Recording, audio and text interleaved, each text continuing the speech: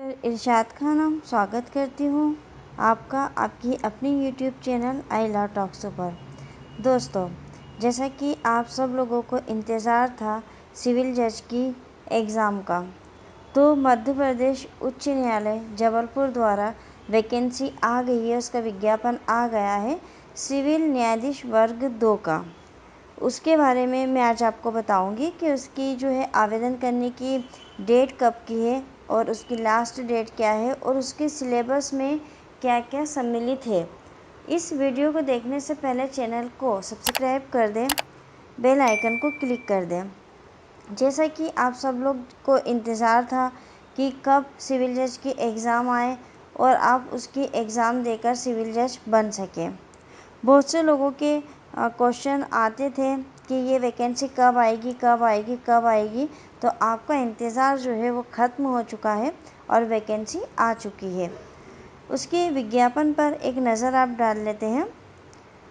आवेदन करने की जो प्रारंभ तिथि है 22 सितंबर की है, मतलब 22 सितंबर से इसके फॉर्म फिलअप होना शुरू हो जाएंगे।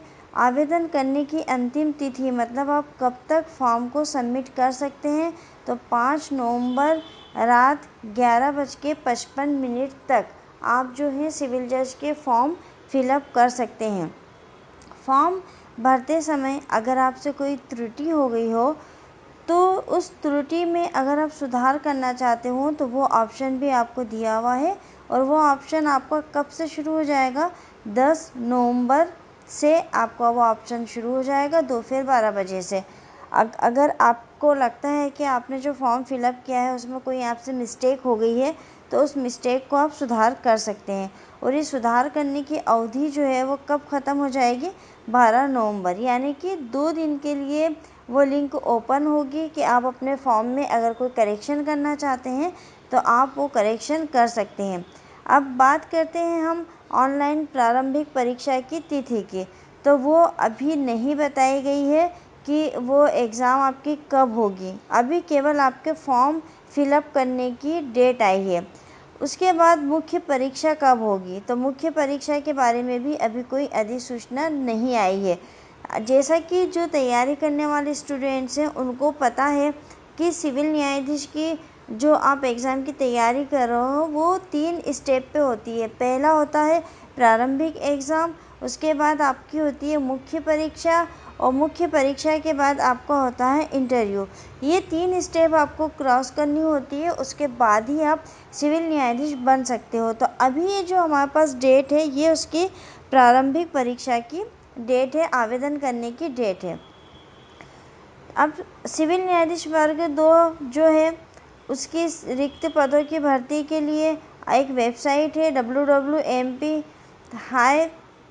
हाई कोर्ट गवर्नमेंट इन, इसके माध्यम से आप जो है आवेदन कर सकते हैं ऑनलाइन आवेदन भरने के जो भी दिशा निर्देश है वो सब आपको इस लिंक पर मिल जाएंगे। ये उच्च न्यायालय की वेबसाइट है। अब अगर हम इसके शुल्क की बात करें तो शुल्क जो एक अनारक्षित वर्ग है, मतलब ओबीसी एससी एसटी को छोड़कर सामान्य वर्ग के व्यक्ति और जो एमपी के बाहर के व्यक्ति हैं, अगर वो आवेदन करते हैं तो 772.16 जो है वो सेवा प्रदाता का शुल्क और 400 रुपये जो है वो परीक्षा का शुल्क लगेगा। तो ऐसे कुल मिला के 722.16 और 400 रुपये, मतलब 1122.16 आपके जो है वो शुल्क बनेगा। तो ये आपको ऑनलाइन जब आप फॉर्म फिलअप करेंगे उसी समय आपको इसको फीस को भी शुल्क को भी आपके भरना होगा।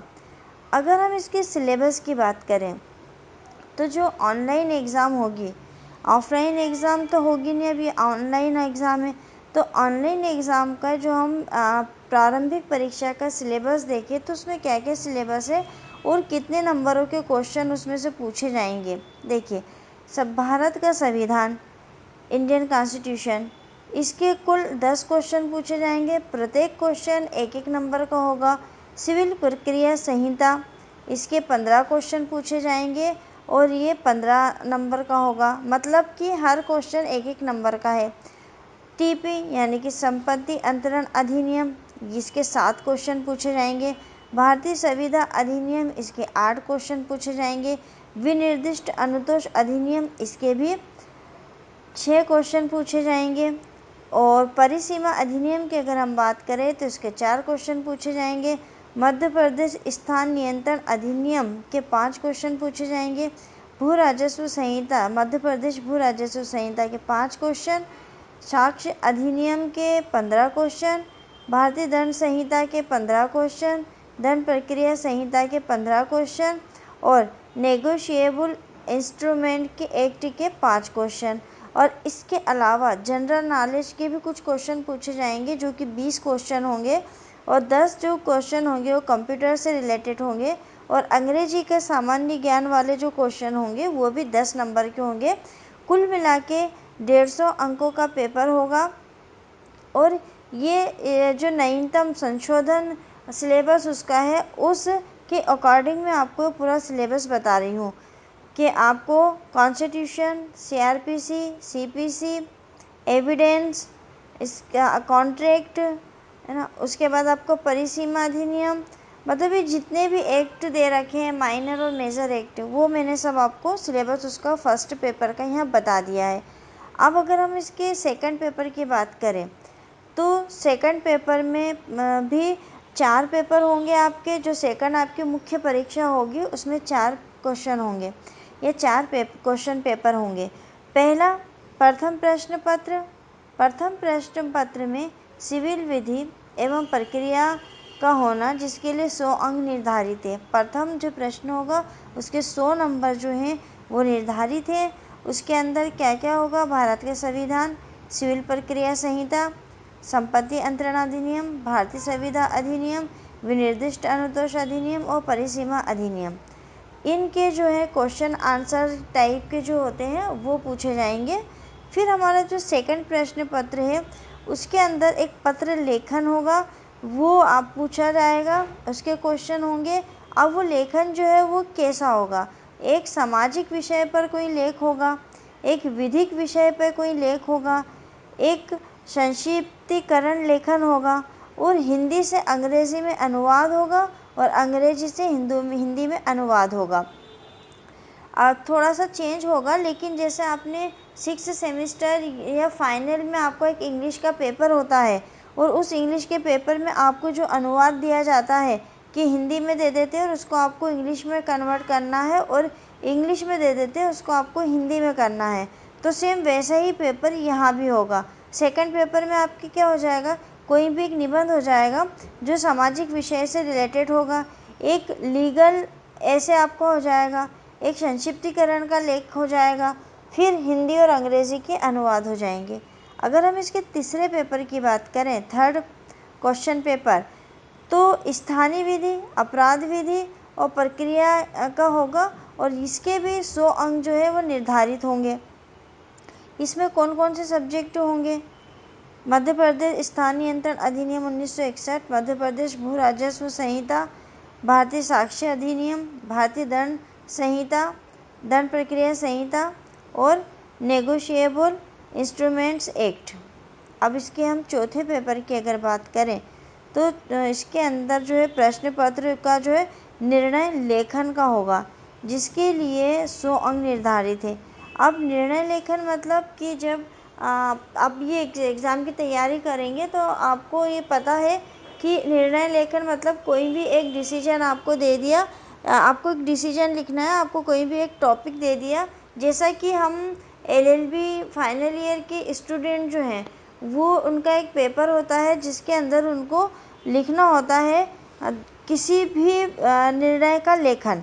मतलब कि अगर आपको ये दे दिया है कि 498A के एक वाद आपके पास आया है और आपको उसका कोई डिसीजन देना है तो आप कैसे डिसीजन दोगे, तो वो निर्णय लेखन। तो उस निर्णय लेखन के भी उन्होंने दे दिए हैं टॉपिक, आरोपों की विरचना, निर्णय आदेश लेखन, निर्णय आदेश, दांडिक लेखन भी और सिविल लेखन भी, और विवादकों का स्त्रीकरण। ये सारे जो हैं आपके टॉपिक हैं जो मुख्य परीक्षा में हैं और सारे 100 नंबर के चारों पेपर है, मतलब 400 नंबर का ये पेपर होगा। जब आप प्री पास कर लोगे फिर आप ये मुख्य परीक्षा पास कर लोगे, मेन एग्ज़ाम पास कर लोगे, उसके बाद फिर आपका एक इंटरव्यू होगा। तो ये जो थे इसके सिविल जज की जो अभी एग्ज़ाम आई है, नई वैकेंसी निकली है, उसके आधार पर ये नया सिलेबस है जिसके बारे में मैंने आपको बताया है। और जब आप मेरी इस चैनल पे वीडियो देखेंगे तो सिविल जज के इसमें से कुछ टॉपिक के वीडियो मैं अपलोड कर चुकी हूँ, और मेरी ये कोशिश रहेगी कि मैं और वीडियो सिविल जज के हिसाब से इसमें अपलोड करती जाऊँ, ताकि आप लोगों के लिए एग्ज़ाम की तैयारी करने में काफ़ी आसानी हो जाए। तो दोस्तों, मिलते हैं बहुत ही जल्द एक अगले वीडियो में एक नए टॉपिक के साथ। तब तक के लिए शुक्रिया, धन्यवाद।